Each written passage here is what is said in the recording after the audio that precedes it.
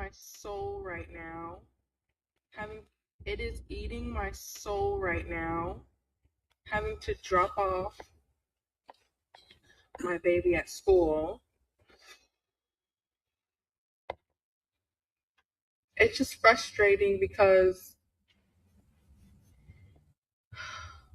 it's just like a mom guilt feeling that I have to drop off my baby when it was like when you think about the life that you were supposed to have with the mom and the dad, and you were supposed to, be at home with your baby. What does that mean? What is supposed to mean? Did you make those arrangements ahead of time? Did you and him get engaged? Were you on your way to the chapel to get married? And then he dies in some kind of freak accident or some kind of war broke out versus aliens. He was incinerated. And now you're stuck being a single mother, completely unpredictable. You had no idea you were going to be a single mother. You didn't sign up for that. You guys were literally engaged on your way to the altar. You were about to get married because you, under no other circumstances, were you going to bring a child into this world without a family structure and a father and stability, right? Is that what you mean by supposed to? And then what, he was hit by a meteor or some kind of rogue asteroid just landed on the nigga. You just now you're fatherless. Like what do you mean you were supposed to have? Did you make those arrangements? Like if you order something on Amazon, it's supposed to show up by the due date. Okay, cool. Did you do what it took to ensure you were going to have a partner, a husband, a father guaranteed that agreed to be there for your child 100%? But he made that commitment to you by putting a ring on your finger and making it legal. Is that what you mean by supposed? Because anything less than that, nothing is guaranteed and nothing is supposed. What's supposed to have happened is what it sounds like you're crying about, which means you're trying to live in an alternative life, alternative timeline that you didn't create. But I could be wrong. I digress. Let's go. Not drop them off at daycare with some young fucking teeny boppers who act like they don't even fucking care. Like, Well, they're at work and there's a million other kids there. Your kid is special to you. Your kid is not special to everyone else. There's a lot of parents that come in that are sad that they have to drop their kids off. That's normal. What do you expect these people, what do you expect these teenage kids to do that are just there working a job, babysitting for you? Because you have to go to work. You don't have the luxury to stay home. And even if you did, you don't want a man in your life. Somebody sent me this video because they said that it reminds them of what I said in a video a few days ago. These same women that talk about how they don't need a man, they don't want a man can't tell them anything. They don't listen to instruction, they don't listen to direction, they're not going to submit. Literally 5 minutes later, will make videos publicly crying on the internet that they don't have a man and no men want to put up with them. And even the men who will impregnate them walk away from them. But they're crying on the internet as if we're supposed to feel sorry for them when they made adult decisions to put themselves in these situations. This is healthy. You're crying because that's a sign of accountability. You're sad because of your reality. And I'll be honest, there are women that don't have any problems and their husbands, they have husbands and the kids. And guess what they do?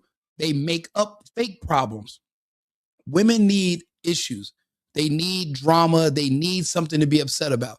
So in a way, if I got to choose between those women that are spoiled, that are going to destroy their families because they want to cheat and they're bored, or seeing women like this cry because the man got the hell out of the way before you could try to destroy his life, I prefer to see this.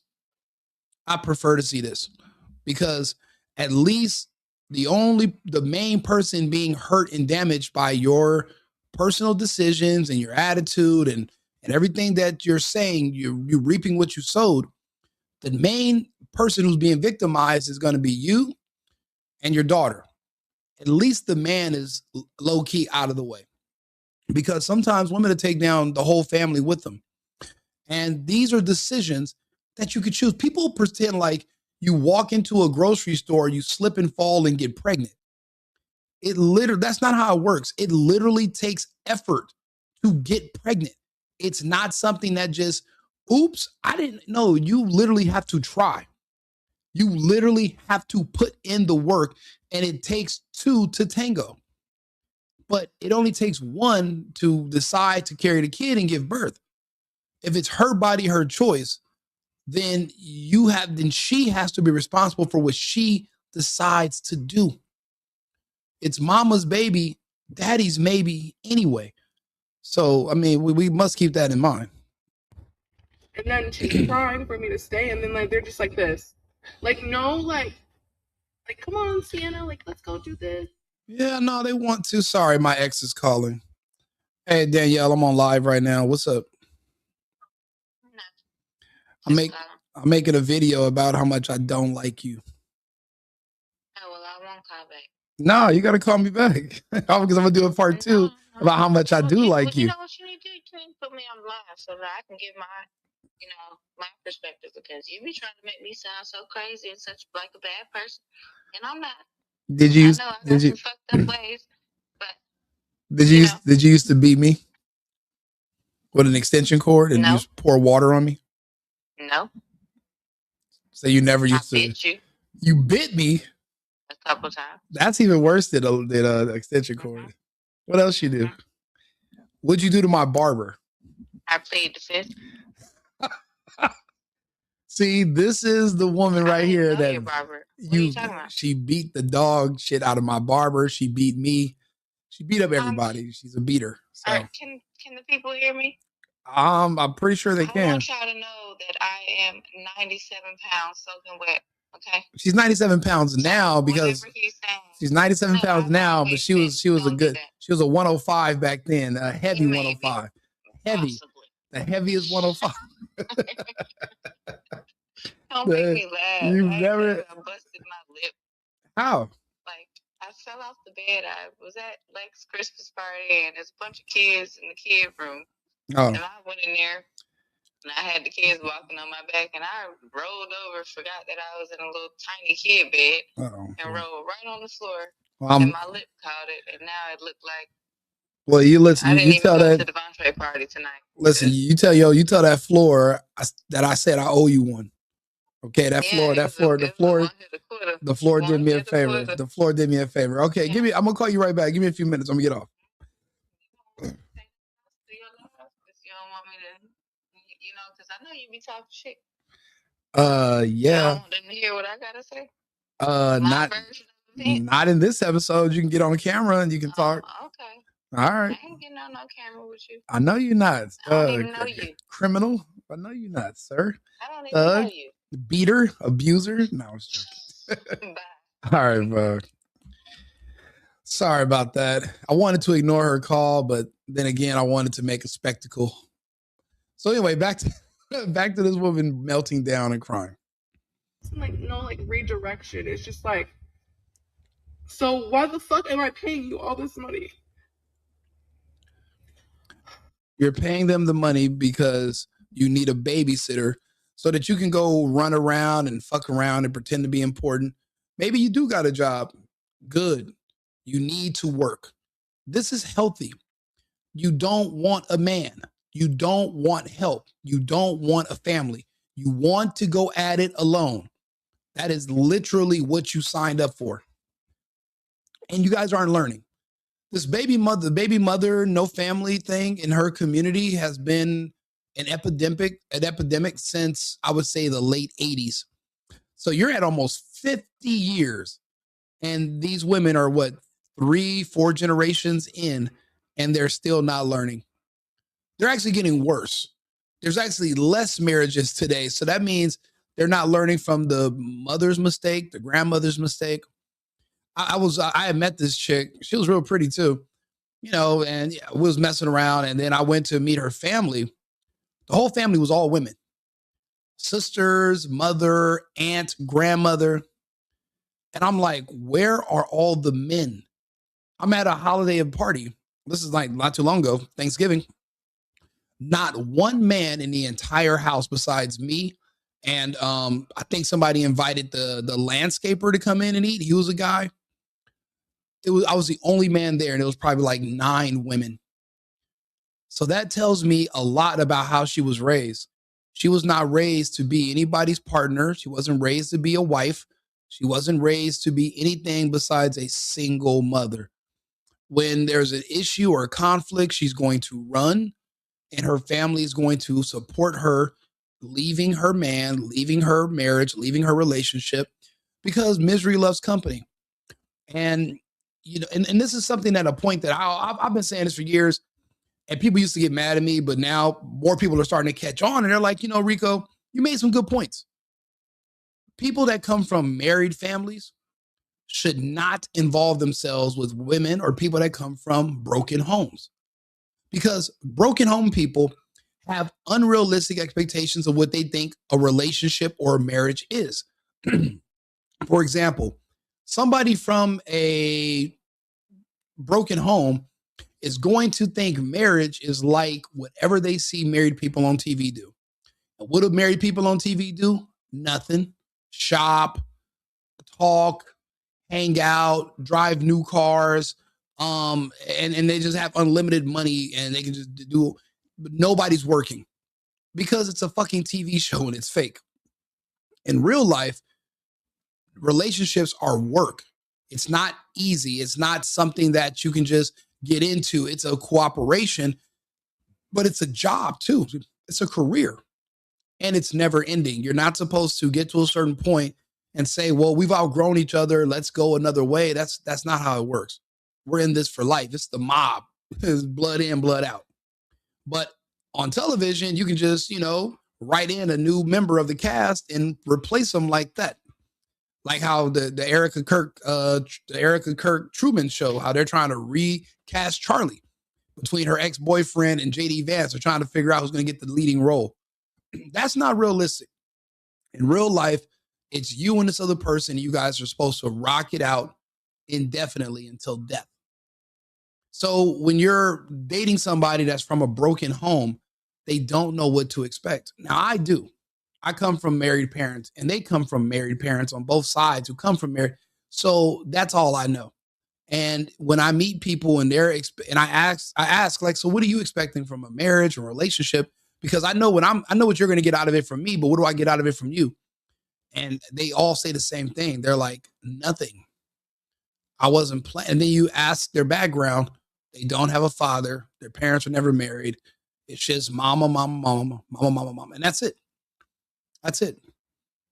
So what do you do? You literally just have to say, okay, I'm noticing a pattern.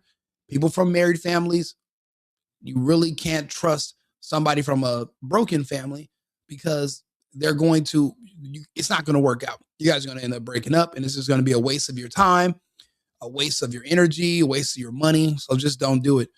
And unfortunately, I bet you she doesn't come from married parents.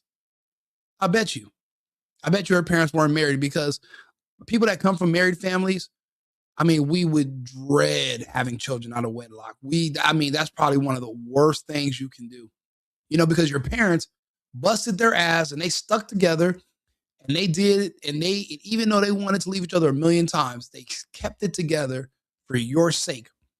Just for you to grow up to be a Jezebel, girl, get the fuck, no. Obviously, this is acceptable in her family because they're all from broken homes. That's their pattern. But if she wasn't from a broken home, she would not be sitting here crying. See, there are differences between people, and your history matters.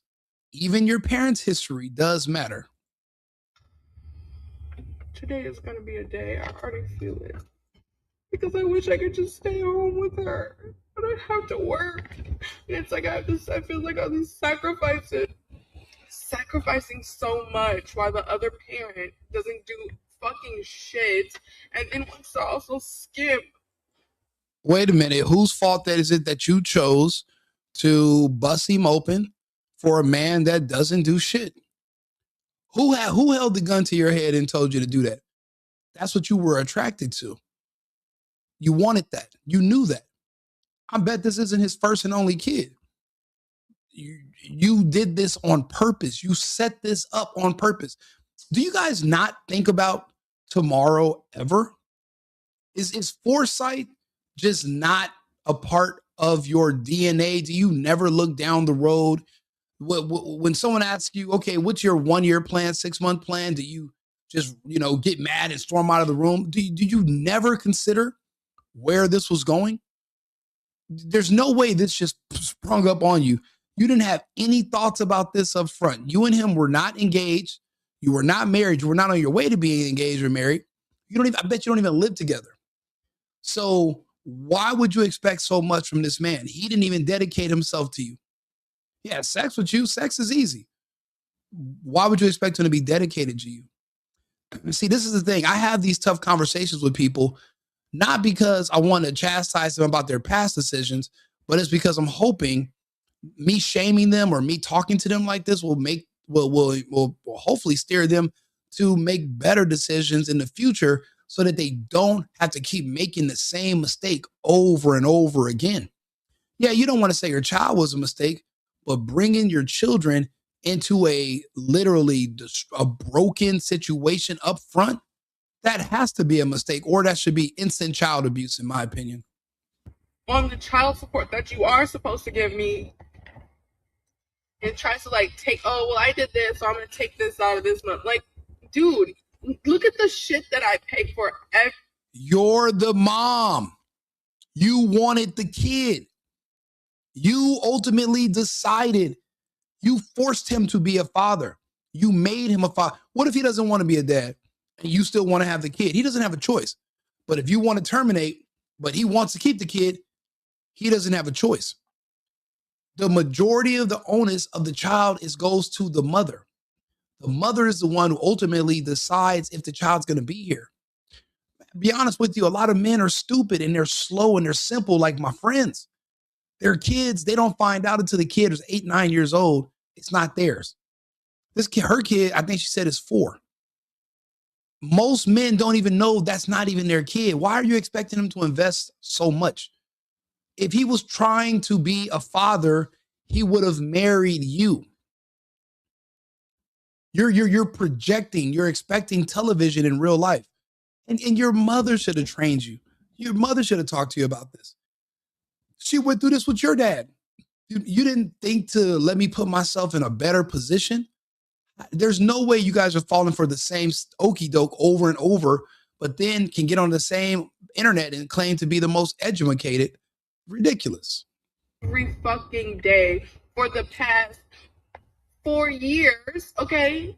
What you give me is like a reimbursement, if that, of everything. And that's all he should give you. That's all he owes you. That's all he really, this is your thing. This is your thing. Ultimately, you decided to do this thing. You decide if you didn't want to do it or you did want to do it. He's just along for the ride. But this is your car. So if somebody's a passenger, you can't expect them to pay the payment. And if they do, just say thank you. That's better than nothing. Everything I pay for her. So, any moms can relate. And I know it's going to be okay. And I hate to be put the positive shit, it's going to be okay. No, but it's bad right now. So let me just sit in these emotions and be bad. I don't want to talk about how the fuck, it's going to get better. Blah, and blah. Okay, you don't want us to talk about it, but so you make a video and put it on the internet. Choice decision. Oh no, we're going to talk about it. This is something to talk about because you're not the only one in your situation. It's repetitive. It's it's like, why are you guys addicted to being single mothers? They hate being girlfriends. They hate being wives. They hate being in relationships.